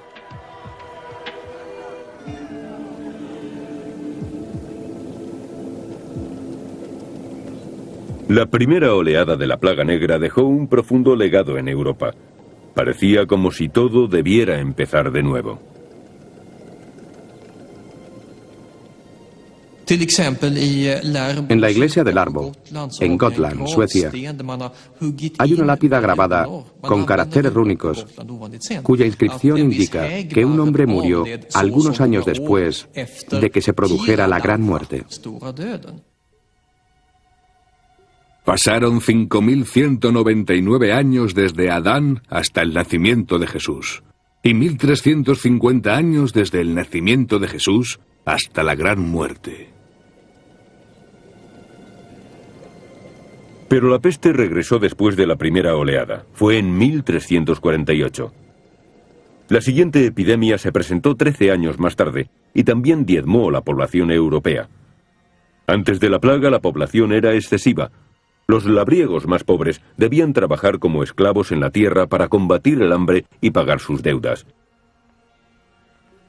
Pero pasada la peste, los que sobrevivieron podían elegir las mejores fincas. Los señores feudales estaban desesperados. Dependían totalmente del trabajo de los demás y de repente los campesinos se encontraban en una magnífica posición. Literalmente fue el caso de lo que es pan para unos es veneno para otros. Los campesinos, artesanos y agricultores se dieron cuenta de que habían pasado a ser muy necesarios. Después de la Gran Muerte exigieron jornales mucho mayores. No eran tontos y se aprovecharon de la situación, algo que las autoridades no deseaban y que trataron de impedir. Hubo tal escasez de trabajadores que los pobres podían elegir. Solamente trabajarían para los ricos y se les triplicaba el salario.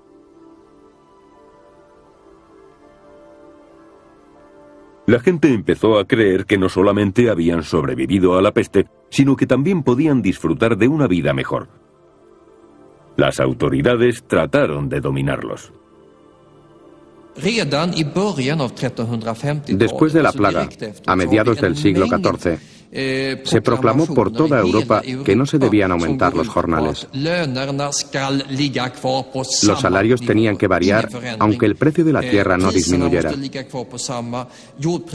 Las autoridades hicieron un intento desesperado por salvar el antiguo orden social. Los granjeros y los trabajadores exigían pagas mejores y las consiguieron. Se convirtieron en una amenaza para los gobernantes de aquella economía. El rey tenía que actuar. Cuando el rey se enteró de que no solo sus órdenes no habían sido obedecidas, sino que sus gentes pagaban salarios más altos, impuso grandes sanciones y arrestó a muchos trabajadores. La mayoría de ellos aceptó volver a trabajar por el salario anterior y pudieron salir de la prisión, pero otros decidieron escapar a los bosques.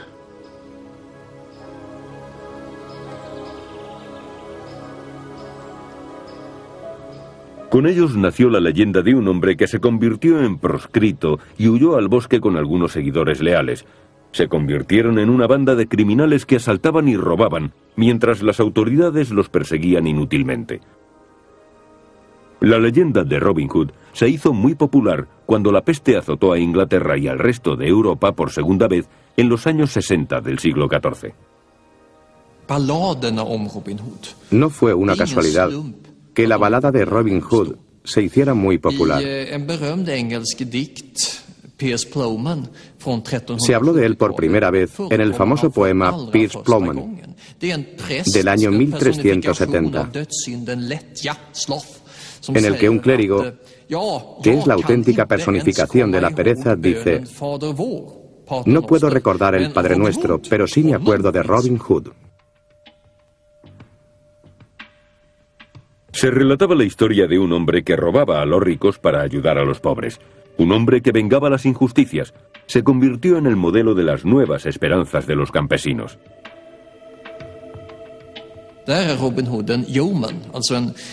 Robin Hood es un terrateniente, un agricultor con fortuna, pero a la vez un proscrito que se venga de la sociedad y al que las autoridades detestan. Era un revulsivo social.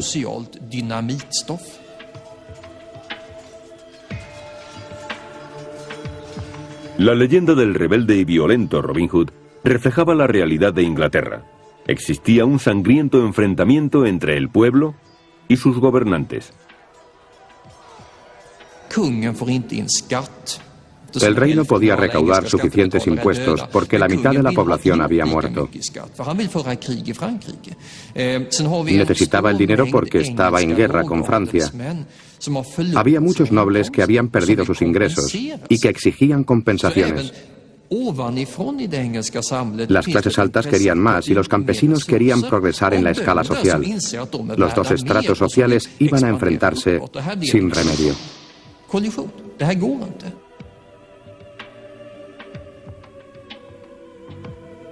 Los trabajadores y los artesanos se rebelaron de tal modo que ni el rey ni las leyes podían controlarlos.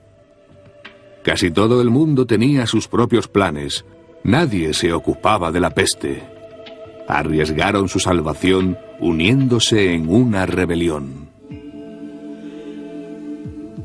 Los campesinos presentaron sus demandas al rey. Los proscritos deben ser perdonados. Los campesinos no serán esclavos. El dinero que la Iglesia se ha apropiado debe ser redistribuido. Todos los hombres son iguales, menos el rey. Muchas de aquellas demandas sociales tuvieron su origen en personas que habían sido educadas como clérigos en Inglaterra, Francia o el resto de Europa. En la actualidad, estas demandas nos parecen muy modernas, como la igualdad de oportunidades ante la propiedad privada, que la nobleza fuera abolida y que los dirigentes fueran elegidos democráticamente.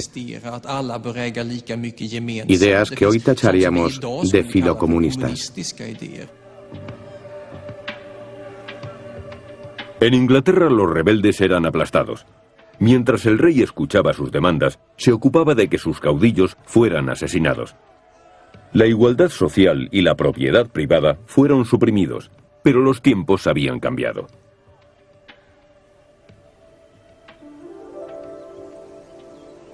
El gran logro de Robin Hood fue que, en lugar de permanecer pasivo, decidió ser dueño de su destino. Siguió sus propias convicciones en lugar de las del sistema. Fue el representante de una escuela europea de pensamiento que iba en auge. Cada uno es dueño de su propio destino.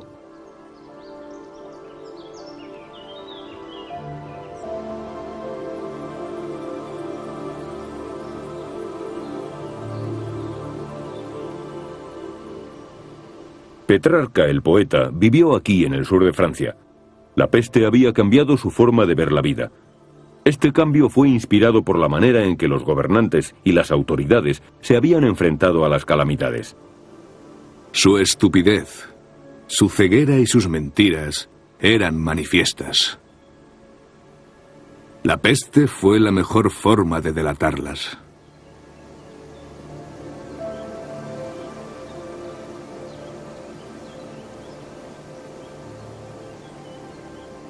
El pueblo se dio cuenta de que estaba desprotegido. Ni los médicos ni la iglesia pudieron prestarles la ayuda necesaria.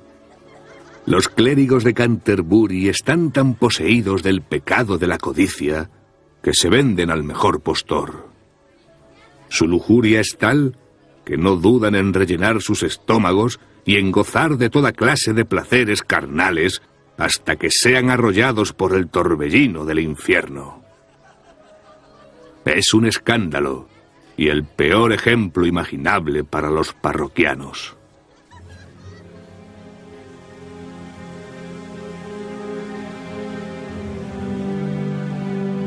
El fallo de los clérigos fue un problema grave para una sociedad dominada por la Iglesia.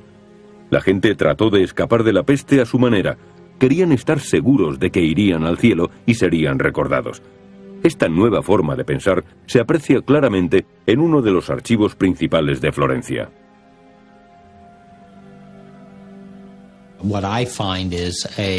Lo que encontré en ellos es un cambio tremendo en la forma de testar. A finales del siglo XIII, hasta 1363, se hacía énfasis en repartir los bienes en un gran número de obras de caridad entre los siervos. Después de 1363, tanto los campesinos como la aristocracia modifican el destino de sus caridades para dejar su impronta en su entierro.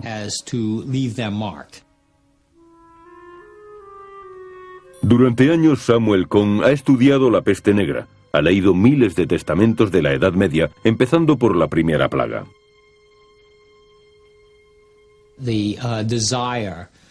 Tenían un deseo: ser recordados a la vez en la tierra por sus hechos y posesiones y luego en el cielo.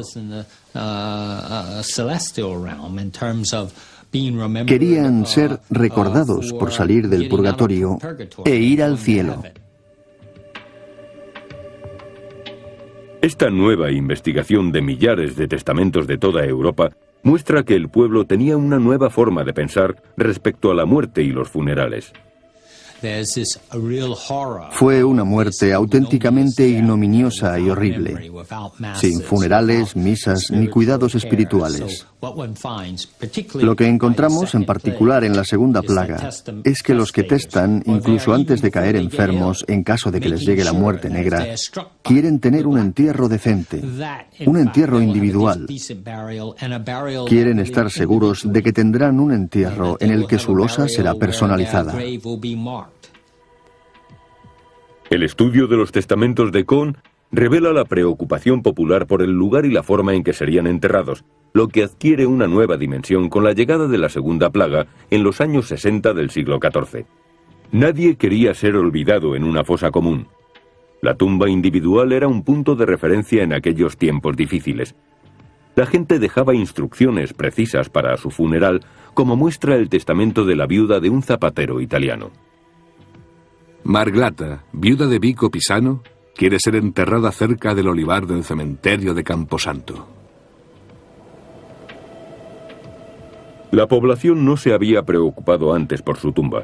Si de alguna forma se mencionaba esta en sus testamentos, era mediante un vago deseo de que sus huesos estuvieran dentro de las paredes de una iglesia de acuerdo con reglas hacía tiempo establecidas. Lo que más importaba eran las plegarias por sus almas. ¿Qué es lo que deseo? Paz. ¿A dónde iré? Aquí y allá. ¿Con qué objeto? Directamente a la muerte. ¿Con qué disposición de la mente? Sin dudar, dispuesto a abandonar esta prisión. Y después, el cielo.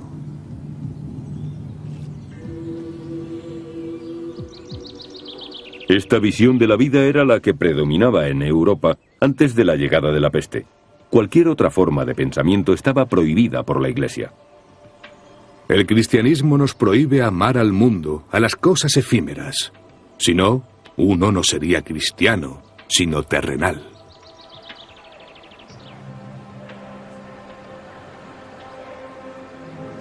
Cuanto menos se ocupe uno de los asuntos terrenales, más se amará a Dios y a lo espiritual.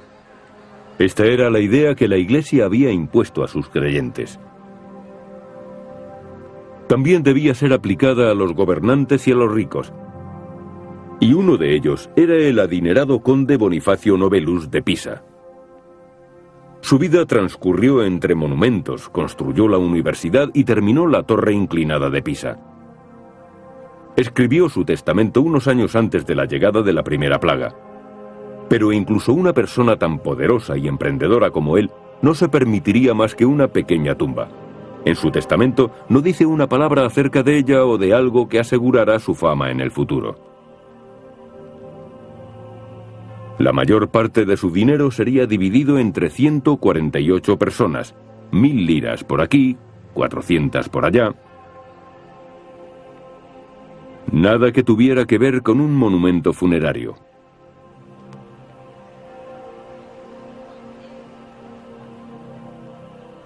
Pero después de la peste hubo un gran cambio.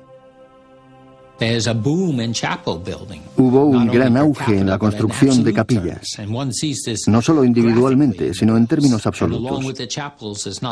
Esto se comprueba gráficamente en los testamentos. Las capillas no solamente sirven para misas por la salvación del alma, que podría ser su objeto original. Ahora hay que decorarlas. Se encuentran por todas partes ventanas con cristales emplomados, escudos de armas, o como en este caso, que es uno de mis testimonios favoritos, una mujer en Pisa presta su ropa interior para hacer un estandarte con una pintura de una Madonna, algo usual en aquel tiempo. Llama la atención el materialismo de aquellas costumbres. Veamos el testamento de un mercader de Florencia. Tenía mujer e hijos, pero pasaba la mayor parte del tiempo en París con su amante y los hijos que tuvo con ella. Lo escribió en 1396, después de 50 años de peste.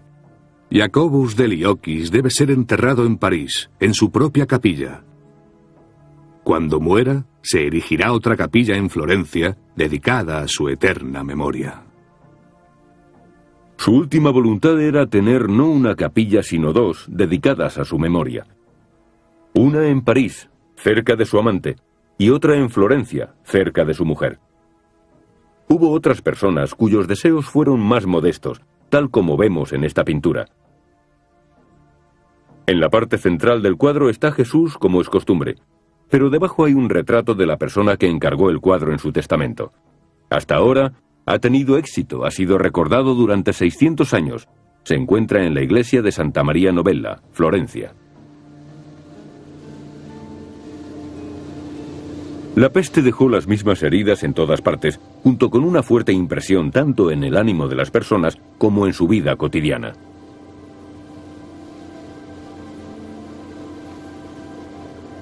También repercutió en el mundo que vendría a continuación. En 1576, un grupo de eminentes daneses viajó a la isla de Ven para poner la primera piedra de un observatorio.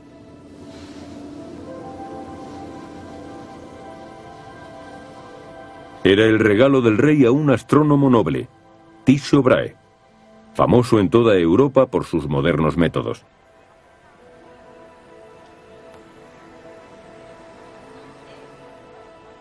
Tycho Brahe, de 30 años, había dado esplendor al reino de Dinamarca. 4 años antes había descubierto algo sensacional.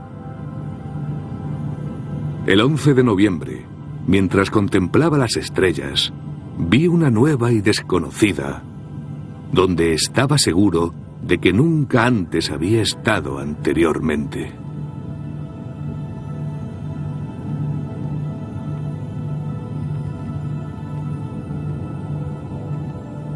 No se trataba solo de una estrella. Tycho Brahe mudaría con ella el conocimiento que se tenía del mundo, porque la aparición de esta estrella demostraba que los cielos habían cambiado. No podía dar crédito a mis ojos, pero otros también la vieron, y entonces ya no tuve dudas. Fue el mayor milagro de la naturaleza desde la creación del mundo.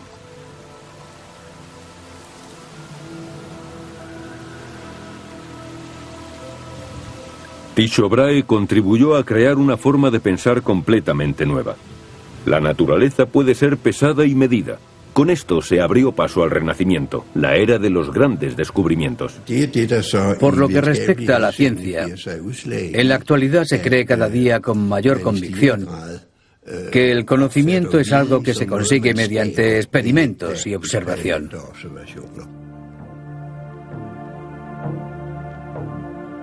Tycho Brahe estudió las estrellas al igual que Leonardo da Vinci. Extendió los límites del arte y Cristóbal Colón los del mundo. Pero los nuevos descubrimientos traían consigo cuestionar la estructura social de la Edad Media. Cuando la peste negra invadió Europa, quedó claro que los gobernantes y muchas personas eminentes habían fallado. Como los médicos, sintiéndose impotentes ante la enfermedad. Además, no se animaba precisamente a pensar de manera distinta a la oficial. La idea es que la sociedad cristiana debe estar dominada por una armonía total. Eso significa que no deben existir desviaciones en las interpretaciones. La herejía se castigaba muy severamente en aquel tiempo. Con ella vendrían tiempos difíciles para los médicos, ya que la peste no estaba tratada en los textos antiguos. Los médicos describieron su fallo con sus propias palabras. Todo lo que hemos intentado no funciona. Esta es una plaga como no habíamos visto antes. Con otras plagas había remedio, pero con esta no existe ninguno. No hay nada que podamos hacer. Y se dieron por vencidos. La confianza en la ciencia médica había desaparecido. El pueblo temía un nuevo azote de la peste y exigía ayuda, lo que dio origen a un movimiento en la comunidad médica. Pero el sentido real de optimismo, incluso de arrogancia, apareció, creo, en el siglo XV, con el humanismo, aunque los médicos ya lo tenían en los años 70 y 80 del siglo XIV.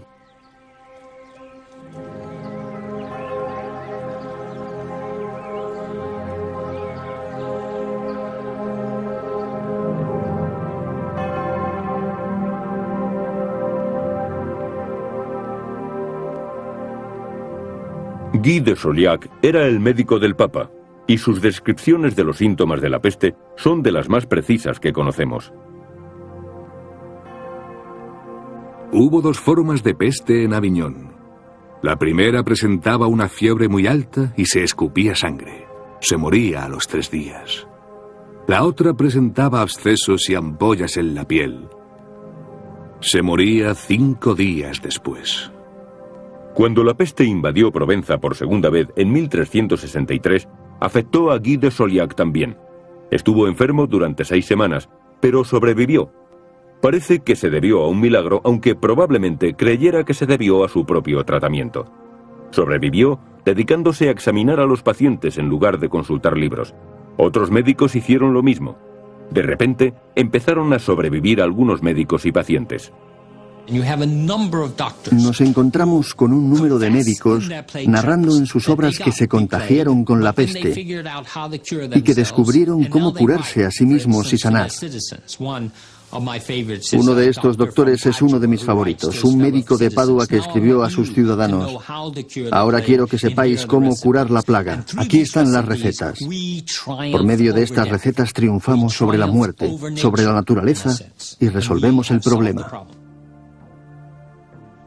En la actualidad sabemos que probablemente no fue el tratamiento de los médicos el que dio resultado, sino que en su lugar se había desarrollado una mayor resistencia natural a la peste después de cada ataque sucesivo. Pero cada vez que alguien sobrevivía, los médicos se volvían más confiados. Hoy estamos en mejor posición que nuestros predecesores, que no conocieron tanto esta epidemia. Pero los médicos modernos tienen experiencia con la enfermedad y es cierto que con la práctica se consigue la perfección. Los médicos decían: hemos llegado más allá que los antiguos. Conocemos, por la experiencia con la peste, cómo curar a sus víctimas, cómo tratar mejor la epidemia, incluso mejor que Hipócrates. Hemos llegado más allá que los médicos antiguos. La ciencia médica, con sus éxitos en el combate contra la peste, dio origen a una generación entera de personas que querían salvar sus vidas y tener una muerte decente. Los primeros médicos y otros miembros de la sociedad se enfrentaron a la situación para darse a sí mismos un nuevo sentido de poder sobre la enfermedad y la naturaleza. Creo que este es un aspecto sorprendente de la modernidad de los siglos XIV y XV. Los médicos fueron los primeros representantes de la nueva era, los primeros en exhibir esta nueva modalidad de pensamiento renacentista que tuvo un impacto tan tremendo en la historia de Europa. No se puede decir que la peste explicara los cambios, pero tuvo un papel fundamental en ellos. Es imposible decir que se debieron a la peste, que fueron debidos a la epidemia y nada más. Sería lo mismo que decir que solamente hubo una causa, y de eso no estamos seguros. Pero el hecho es que murieron muchísimos. En ciertas áreas, desapareció del 50 al 60% de la población. Y eso debió influir en la forma en la que la gente pensaba.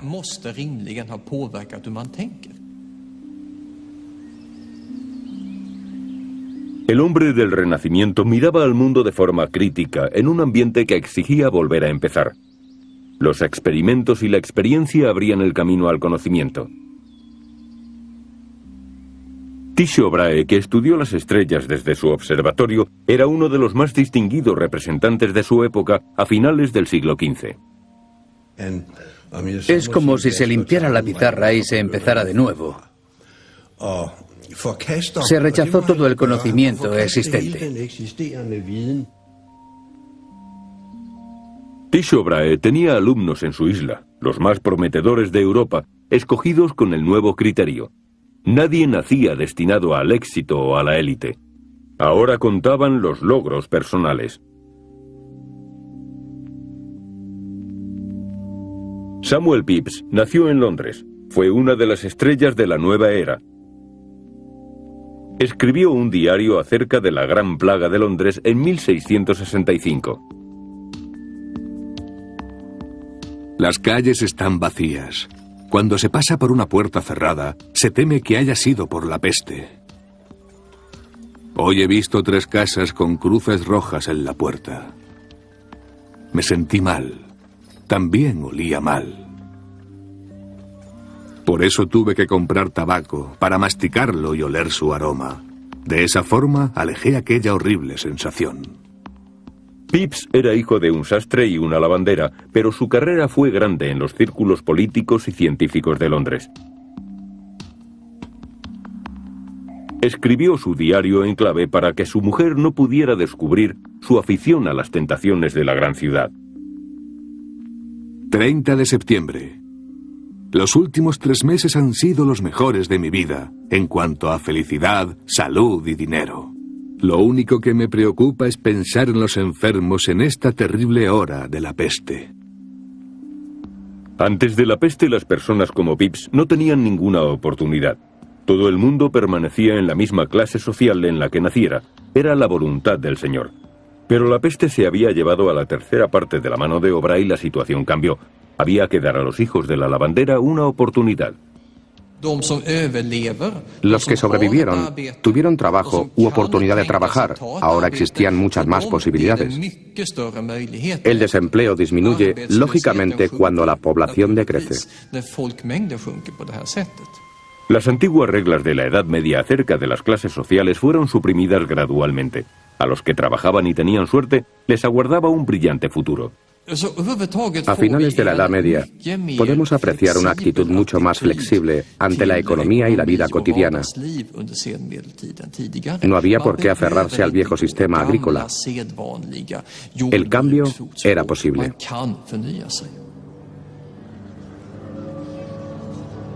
Pero hubo algunos perdedores en el Renacimiento.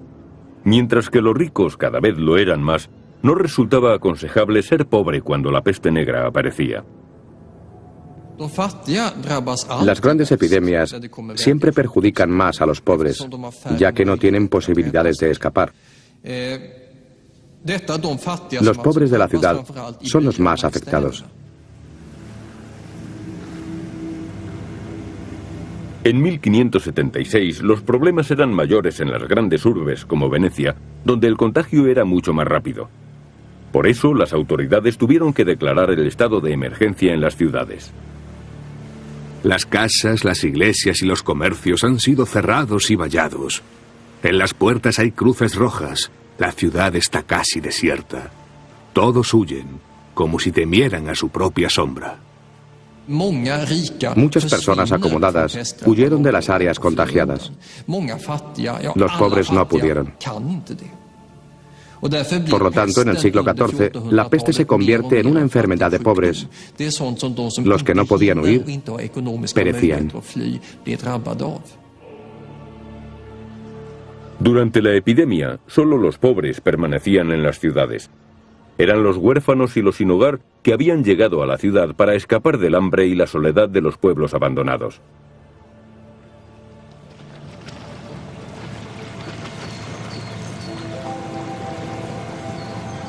No pasó mucho tiempo antes de que los pobres fueran acusados de causar la peste y ser tachados de portadores de la enfermedad. Ya después de la primera plaga, se les prohibió el acceso a la ciudad y se les envió a los hospitales de la plaga. Los pobres se convirtieron en un gran problema. Había muchos y desbordaban los hospitales. En las ciudades se empezó a separar las diferentes clases sociales. A los enfermos, mendigos y refugiados se les expulsaba permanentemente de la ciudad. Resultaba muy duro ser pobre. No se tenía ni libertad ni respeto ajeno. La gente despreciaba cada vez más a las personas de clase inferior. Antes del año 1000, los pobres eran considerados la encarnación de Jesús en la tierra. Por lo que estos eran merecedores de caridad.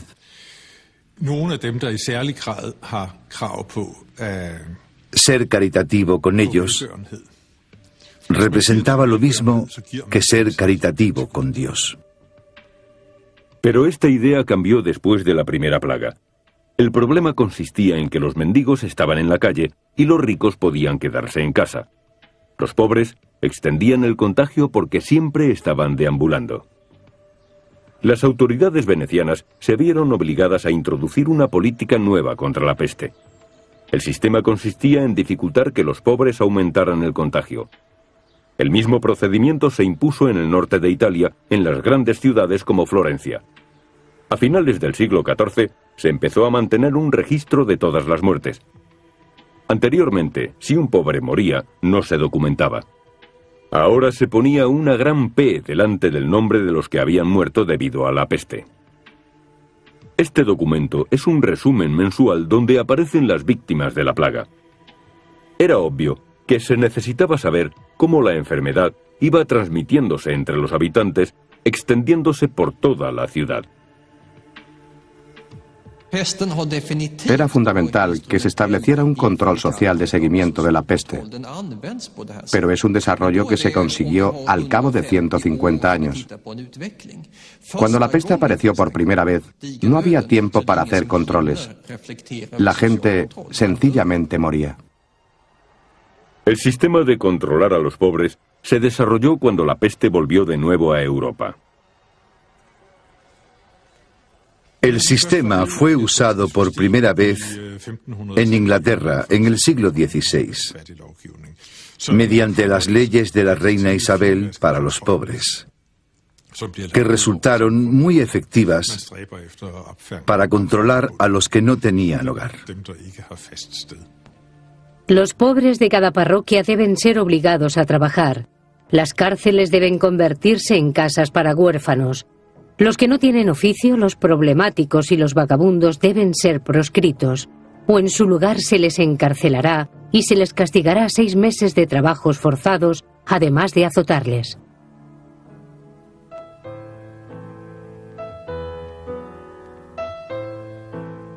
Pero para controlar a los pobres, primero hay que encontrarlos. Un buen lugar donde buscar era en los teatros del Londres de Shakespeare, el de finales del siglo XVI. Él había crecido cuando los teatros aparecieron por primera vez a lo largo del Támesis, a las afueras de la ciudad. Estos teatros se convirtieron en un lugar de encuentro para mendigos, gente sin oficio y transeúntes. Eran considerados como lugares de moral relajada. La Iglesia se preocupaba por ello. Hacia 1577 dieron su explicación de por qué el teatro era pernicioso. La peste proviene del pecado. No hay más que observarlo. El pecado proviene de las obras de teatro y por eso la peste nos llega a través de las obras. La prohibición de ir al teatro no fue suficiente para detener la peste o controlar la pobreza. 31 de agosto. La peste empeora con el paso del tiempo. El número de muertos de esta semana en Londres ha sido de 7.496. Se teme que sean 10.000 porque no se han contado a los pobres, que son muchos. La peste contribuyó a crear una sociedad en la que todos tenían una oportunidad y en donde cada cual era responsable de su propia vida.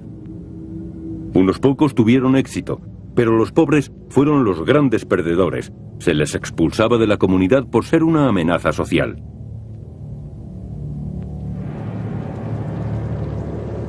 La peste desapareció de Europa. Se marchó de Copenhague en 1711 y de Marsella en 1722.